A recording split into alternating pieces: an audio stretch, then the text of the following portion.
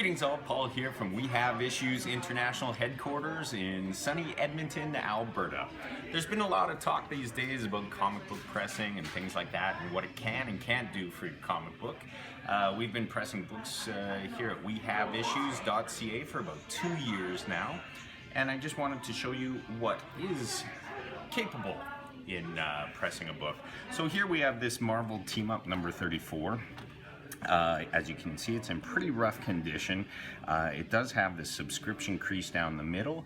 That was common when you used to receive your books in the mail, and they would actually fold them, so it was cheaper to send in an envelope. So a lot of books from this era will have this crease right down the middle. That can certainly press out as long as there's no color break. You can see there is some color break on this cover. It's fairly worn. It's a bit dirty. There's some pieces missing, but it's the intention today is just to show you what we are capable of doing.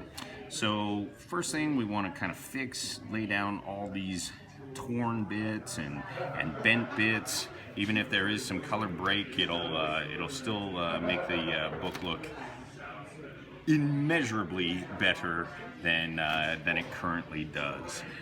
So what we do is we've already preheated our press here. So I'm just going to take this book and insert it into our press, which we've conveniently located on the ground. We're going to drop it in the press there.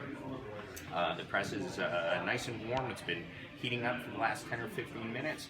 And then we just close the hatch on this book.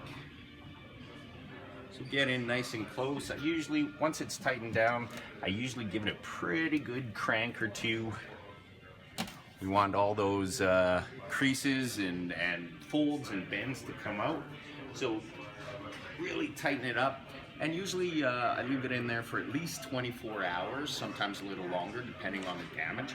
So we're going to pause this right now, and we'll revisit this sometime tomorrow. All right, everybody.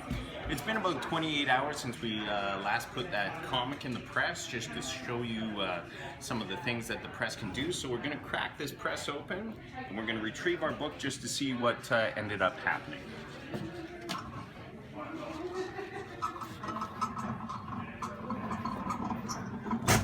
All right.